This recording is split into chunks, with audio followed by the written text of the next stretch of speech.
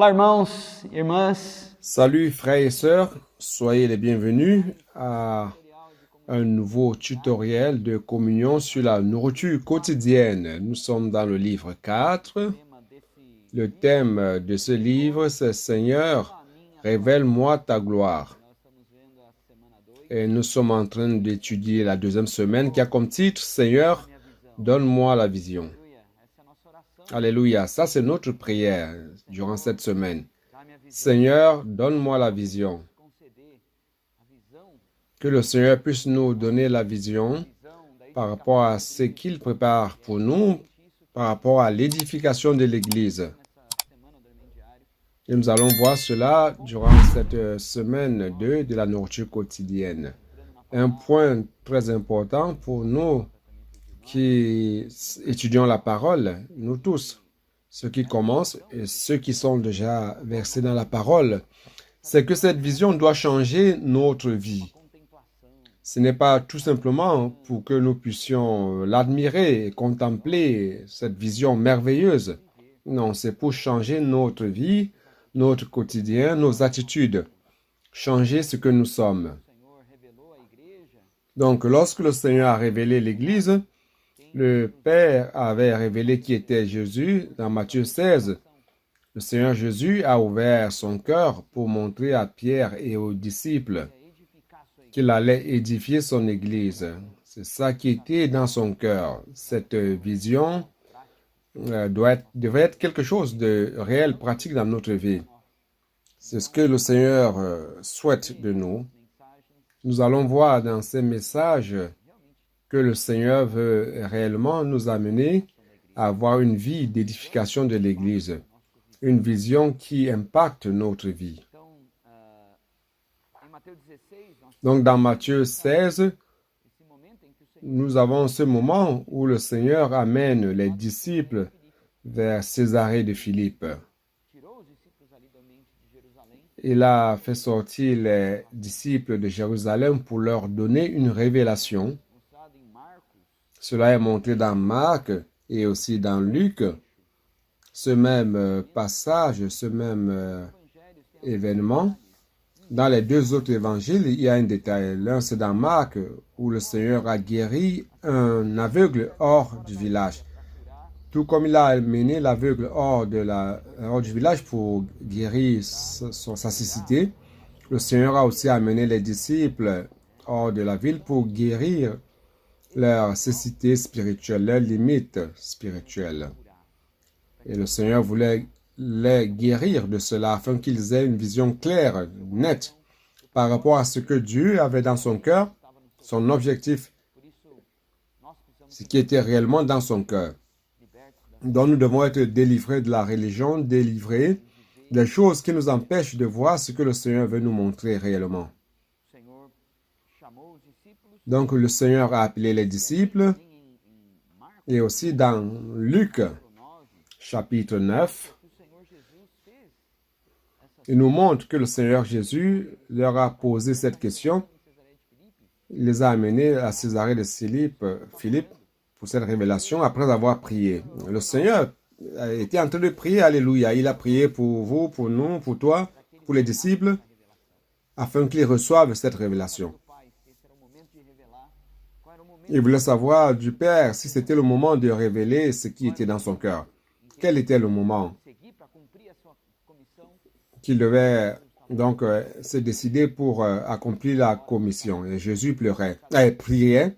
Il a prié pour chacun de nous afin que nous recevions cette vision et que cette vision ait un effet dans notre vie quotidienne, dans notre pratique. Nous rendons grâce au Seigneur pour cela. Et à la fin, le Seigneur a demandé aux disciples, que dit le peuple à propos de moi? Certains ont dit le prophète, Élie, d'autres Jérémie ou quelques autres prophètes. Mais le Seigneur a dit, ok, ça c'est l'opinion du peuple. Et vous, quant à vous? Que dites-vous que je suis? C'était une question très personnelle. Le Seigneur veut savoir ce que nous pensons de qui il est. Donc le Seigneur veut voir si nous avons la révélation. Quelle est la révélation que nous avons à propos de lui? C'est quelque chose que le Seigneur, durant cette semaine, veut nous demander. Et cette réponse, ce n'est pas tout simplement à partir des mots, des paroles, mais notre vie répond de qui est le Seigneur pour nous. Quelle est la place qu'il occupe dans notre vie? Il nous a donné la révélation. Alors, qu'est-ce que cette révélation a fait en nous? Est-ce que ça a changé notre vie, notre personne? C'est pour cela, frère, que nous devons demander au Seigneur, Seigneur, donne-moi la vision. Et que cette vision puisse changer ma vie. Et que cette vie puisse déclarer qui est le Seigneur pour moi. Alléluia. Et cette révélation que le Père a donnée à Pierre, cette révélation ne s'est pas arrêtée là. Le Seigneur Jésus a aussi révélé à Pierre qui il était. Il a dit à Pierre premièrement qu'il est bienheureux, car ce ne sont pas la chair et le sang qui lui ont révélé cela à Pierre, mais le Père. Il a dit, et moi je te dis que tu es Pierre, et que sur cette pierre je bâtirai mon église. Donc la révélation du Père, c'était que Jésus était le Christ, le Fils du Dieu vivant. Le Christ, cela montre qu'il avait une commission à accomplir. Et cela implique que nous coopérions avec lui. Il y a une mission qui doit être complétée, c'est l'édification de l'Église. Et cette édification de l'Église, le Seigneur veut notre coopération dans cela. Lorsqu'on a reçu la révélation qu'il est Christ, ce n'est pas tout simplement pour être admiré, contemplé, en nous disant, oui, Jésus est le Christ. Il y a une mission. Non, il est Christ. Cela affecte notre vie. Nous voulons coopérer avec lui, afin que l'Église soit édifiée. Nous voulons coopérer avec Christ, afin qu'il puisse accomplir sa mission, sa commission. Et il est aussi le Fils du Dieu vivant. Alléluia. Et comme Fils du Dieu vivant, il est venu accomplir la rédemption pour nous donner la vie. Alléluia. Nous, aujourd'hui, nous prêchons l'Évangile. Nous amenons les autres à recevoir la vie de Dieu. Cela impacte notre vie. Nous recevons la vie de Dieu. Il est le Fils du Dieu vivant. Cette vie qui va édifier l'Église. Cette vie qui édifie l'Église. Pour cela, nous recevons sa vie divine. Non seulement cela, mais nous amenons aussi les autres à croire au Seigneur Jésus. Lorsque quelqu'un reçoit le Seigneur Jésus, il reçoit aussi l'autorité et la puissance d'être fait fils de Dieu. Il reçoit aussi la vie divine à l'intérieur de lui. Frère, cette vision, cette révélation doivent impacter notre vie, changer notre vie. Que c'est merveilleux. Le Seigneur Jésus aussi, comme nous avons vu dans Matthieu 16, le Seigneur aussi a donné une révélation à Pierre. Il a dit, je te dis aussi. Il avait quelque chose à révéler à Pierre. Et cette révélation doit provoquer en nous le désir de recevoir ce que le Seigneur veut nous révéler. Mais il y a quelque chose qui doit être clair dans notre cœur. Le Seigneur va nous donner cette révélation si nous voulons que notre vie change. Si nous voulons que notre vie ait une compatibilité avec la vision qu'il va nous donner. C'est pour cela que le Seigneur ne va pas nous donner la révélation ou donner cette révélation comme une connaissance dans notre pensée. Il veut que nous soyons disposés au changement de notre vie. Que le Seigneur puisse transformer notre personne et que notre vie ait un impact. Ainsi, il va nous ouvrir cette révélation. Alors, il nous a dit, il a dit à Pierre, je dis que tu es Pierre. Et moi, je dis que tu es Pierre et que sur cette pierre, je bâtirai mon église. Alléluia. Le Seigneur a montré qui était Pierre. Une fois que nous connaissons Christ, il nous montre quelle est notre identité. Waouh, c'est si précieux. La nourriture quotidienne, le mardi, nous montre que si nous ne vivons pas pour l'édification de l'Église, nous allons sentir un grand vide. Frères, sœurs, lorsque nous croyons au Seigneur Jésus, nous sommes délivrés. Nous avons été délivrés lorsque nous avons cru. Délivrés de la vanité de ce monde. Mais si nous vivons encore en nous-mêmes, bien que nous vivions une vie chrétienne pour notre confort, pour notre propre bénéfice, sans préoccupation, sans coopérer avec le Seigneur dans l'édification de l'Église, il y aura un vide en nous. Bien-aimés frères et sœurs, le Seigneur ne veut pas cela en nous. Le Seigneur désire que nous vivions une vie pleine, une vie complète, une vie pleine de sens, une vie chrétienne pleine de sens. La vie d'Église a un sens lorsque nous vivons pour l'édification de l'Église, lorsque nous vivons coopérant avec le Seigneur, afin que l'Église soit édifiée. Oui, frère, que le Seigneur puisse nous sauver d'une vie repliée sur nous-mêmes, sans sentiment, sans aucun sens. Que nous puissions avoir une vie remplie de sens, de réalité. Que cette vision puisse impacter notre vie, change notre vie, nous amène à vivre coopérant avec le Seigneur. Alléluia.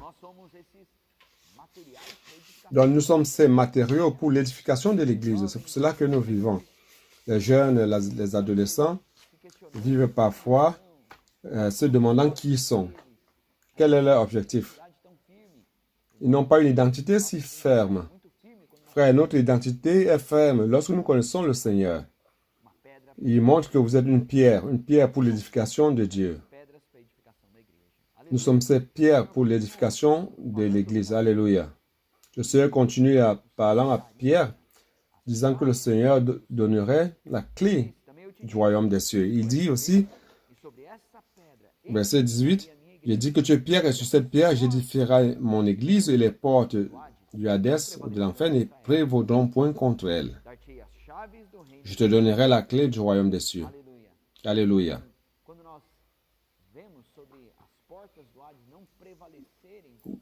Lorsqu'on dit que les portes du Hadès ne prévaudront point contre les portes du Hadès, dans notre pensée, on imagine une lutte, les portes de l'enfer luttant contre nous et nous résistant. Mais une grande révélation qui a été donnée dans cette série de la nourriture quotidienne, c'est que, en fait, Satan, le plus souvent, a une brèche en nous pour causer du tort à l'Église. Notre ego, notre orgueil, notre ambition, les colères que nous avons contre les frères, tout cela, ce sont des portes ouvertes, comme des bases que Satan a pour opérer en nous. Cela l'aide à causer du tort à l'Église. Frère, cela est terrible. Les portes du Hadès ne prévaudront point contre l'Église. Ça veut dire que Satan ne trouvera aucune base en nous pour causer du tort à l'Église. Frères et sœurs, nous rendons grâce à Dieu car le Seigneur nous a donné une voie afin que cela soit éliminé. C'est la croix. Dans cette nourriture quotidienne, plus en avant, on verra. Le Seigneur a dit, c'est lui qui veut venir après moi, qui renonce à soi-même, qu'il prenne sa croix et qu'il me suive.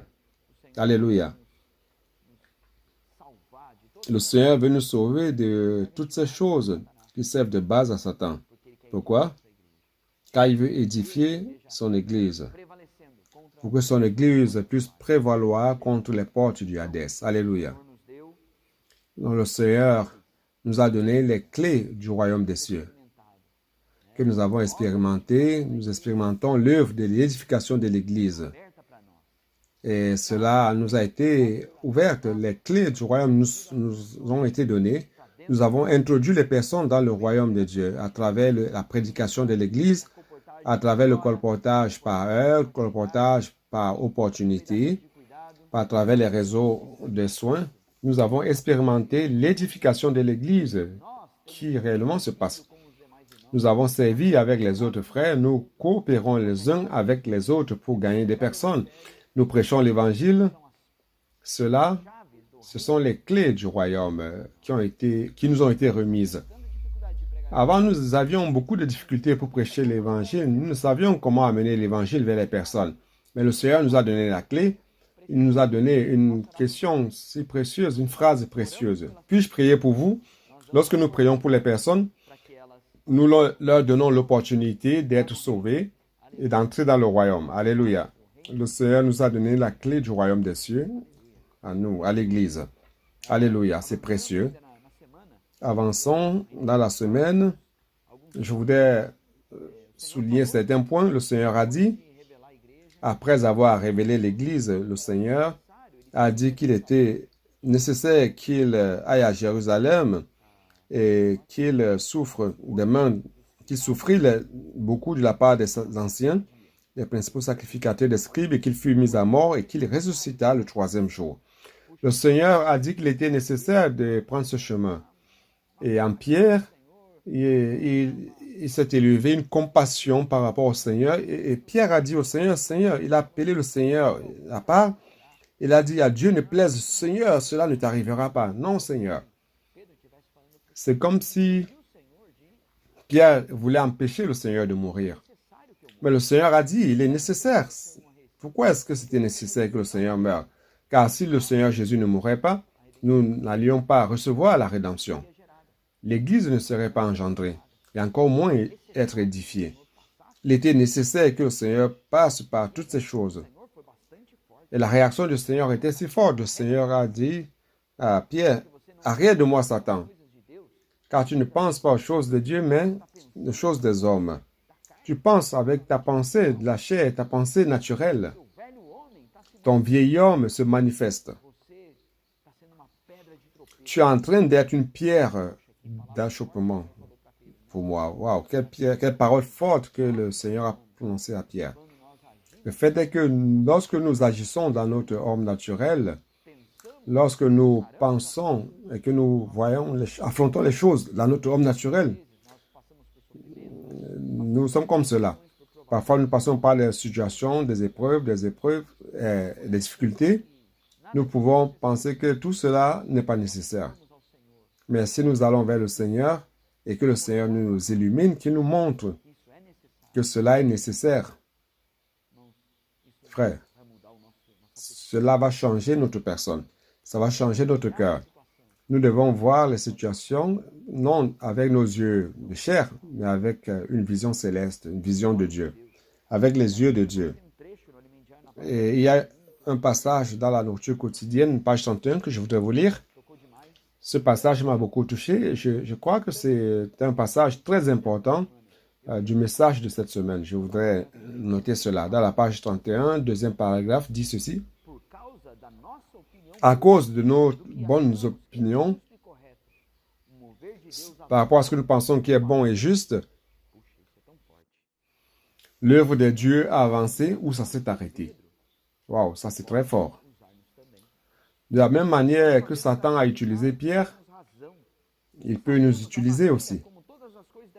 Il peut nous faire croire que nous avons raison et que nous savons la manière dont les choses doivent se passer et que le Seigneur ne connaît rien. Cependant, ça c'est une raison humaine. Ça ne vient pas de Dieu.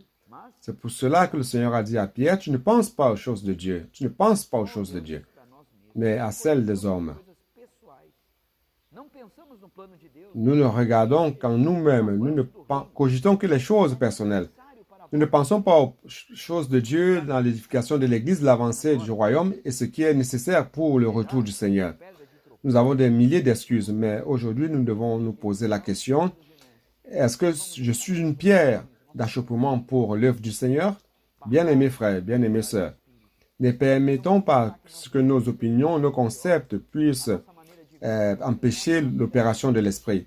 Ne permettons pas que nos concepts religieux, nos manières de voir les choses, nos manières de faire l'œuvre de Dieu, la manière que nous entendons l'œuvre de Dieu, entendons que l'œuvre de Dieu doit être faite et empêchant Dieu de faire ce qu'il veut faire. Ne soyons pas une pierre d'achoppement, frère. Cette parole est si forte, si importante durant cette semaine. Il est nécessaire que nous prenions notre croix et que nous suivions le Seigneur. C'est la seule manière d'éliminer ces choses naturelles terribles en nous qui deviennent un pied d'achoppement pour le Seigneur. Et vendredi et samedi, nous voyons qu'il est nécessaire de prendre notre croix et de suivre le Seigneur. La croix, c'est le remède par rapport à notre homme naturel. Dieu a préparé la croix au Seigneur Jésus car nous tous, nous aurions besoin de cette expérience de la croix, de l'application de la croix dans notre homme naturel, afin que l'Église puisse être édifiée. Pour cela qu'il allait jusqu'à la fin, c'était pour cela qu'il était nécessaire qu'il souffrit toutes ces choses et qu'il passa par la croix, la mort et la résurrection. Aujourd'hui, nous aussi, lorsque nos opinions apparaissent et veulent dominer, nous avons besoin de la puissance de la croix en nous. Notre être naturel doit être éliminé à la croix. Et nous avons vu l'exemple de 3 personnes dans Matthieu chapitre 18, dans Luc 9. Il y a 3 personnes qui sont allées jusqu'au Seigneur et ils ont posé la question par rapport à le suivre. Le premier, c'était un scribe qui voulait suivre le Seigneur. Le Seigneur lui a dit qu'il devait considérer le prix que cela allait lui coûter. Il n'a pas un endroit où recliner la tête, où se reposer, manger. Ce n'est pas selon votre manière naturelle, mais vous devez prendre la croix. Un autre disciple a dit qu'il voulait suivre le Seigneur, mais premièrement, il devait enterrer son père. Le Seigneur lui a dit, laisse les morts enterrer leurs morts. Wow. Un qui voulait suivre le Seigneur lui a dit de considérer. Et c'est lui qui a dit qu'il veut suivre, mais il veut aller faire autre chose d'abord. Le Seigneur a dit de tout abandonner et de le suivre immédiatement. De ne pas penser aux choses qu'il doit faire. Qu'est-ce qui est correct dans tout ça? Wow, c'est si précieux. Car le Seigneur traite chaque personne selon ses besoins. Celui qui est impétueux a besoin de la croix. Celui qui est lent a aussi besoin de la croix. Alléluia. Nous tous, nous avons besoin de la croix pour suivre le Seigneur. Nous ne pouvons pas le servir dans notre homme naturel. Ça, c'est une grande leçon pour nous. Nous devons expérimenter cela dans notre vie. Peu importe comment nous sommes. Nous tous, nous sommes des pierres pour l'édification de l'Église. Et cette pierre va servir dans l'édification de l'Église. Car il y a un remède à cela, c'est la croix. Alléluia. Et le 3e disciple, c'est celui qui a dit qu'il allait suivre le Seigneur, mais premièrement, il voulait d'abord dire au revoir à sa famille. Le Seigneur lui a dit, dans Luc 9, 62, le Seigneur a dit, Jésus lui répondit, quiconque met la main à la charrue ne regarde en arrière. Et regarde en arrière n'est pas propre au royaume de Dieu. Lorsque nous suivons le Seigneur, nous ne devons pas regarder en arrière et être distraits. Si nous sommes distraits, notre cœur sera volé. Le Seigneur ne veut pas que nous regardions en arrière lorsque nous le suivons. Lorsque nous suivons le Seigneur, nous devons le regarder lui seul et vers l'avant. Tout comme Paul dans Philippiens 3, il dit ceci, il disait qu'il ne se jugeait pas d'avoir atteint, d'avoir saisi, mais il faisait une chose, oubliant tout ce qui est en arrière et se portant vers ce qui est devant lui, en avant. Il courait vers le but pour remporter le prix de la vocation céleste de Dieu en Jésus-Christ. Alléluia. Ne soyons pas comme la femme de Lot. Après être sortie de Sodome, elle a regardé en arrière et elle est devenue une statue de sel. Et pour terminer, dimanche, nous voyons que nous devons tout abandonner pour suivre le Seigneur. Ici, abandonner tout, on a l'impression que c'est quelque chose de négatif, quelque chose de mauvais. Lorsque nous regardons tout ce que le Seigneur nous donne, tout ce que le Seigneur est en train de travailler en nous, et aussi la gloire qui travaille en nous, vers où il nous amène, à être un avec le Père, avec Dieu dans son royaume. En fait, frère, nous ne serons en train de rien perdre, comme Paul a dit. Tout ce qu'il avait, il les considérait comme de la boue, comme des ordures, comme de la bouse, car il devait gagner Christ. Il savait ce qu'il allait gagner. Pour cela, frère, nous devons avoir une révélation, une vision. Seigneur, donne-moi la vision. Nous devons demander au Seigneur de nous donner une vision qui gouverne notre vie, une vision qui gouverne notre être, qui gouverne notre manière de vivre. Pour conclure ce message, quelque chose de très important, c'est de voir que cette vision ne vient pas d'un jour à l'autre. mais elle est progressive, elle vient pas à pas. D'où vient la vision? La vision vient par la parole de Dieu. Nous devons ruminer la parole. Frères et sœurs, cela est si important. Je voudrais mettre l'accent sur cela. Nous devons avoir un cœur d'amour, de révérence par rapport à la parole. Ruminer la parole, revenir vers la parole que nous avons écoutée. L'écouter une seule fois, ce n'est pas suffisant. Nous devons écouter une fois en prenant des notes sur des points importants. Écouter encore pour réellement gagner le sentiment de la parole du Seigneur. Prier pour cette parole, recevant la lumière. Lorsque nous ruminons, nous gagnons plus. Nous ruminons, nous avons plus de révélations. Et si on a des révélations, ces révélations vont s'emboîter afin que nous ayons une vision claire de tout. Ruminons la parole prophétique. Je voudrais mettre l'accent ici, au-delà de la nourriture quotidienne, chaque semaine, chaque dimanche, nous avons la parole prophétique. Les frères nous partagent la parole, nous devons pénétrer dans cette parole, la ruminer. Et les jeudis, il y a les directs, les lives, sur le canal de l'Institut. Nous pouvons ruminer cette parole, entrer en elle, et non seulement écouter un message et l'abandonner. Toutes ces richesses que nous avons dans les nourritures quotidiennes viennent de la rumination de la parole que le Seigneur nous a donnée. Alléluia. Cela nous a apporté plus de révélation, plus de vision. En ruminant la parole, nous allons persévérer. Le Seigneur va nous donner la vision. Il va nous donner une vision qui gouverne notre vie, qui impacte notre vie et qui va nous amener à régner, à hériter du royaume lorsque le Seigneur viendra. Jésus est le Seigneur.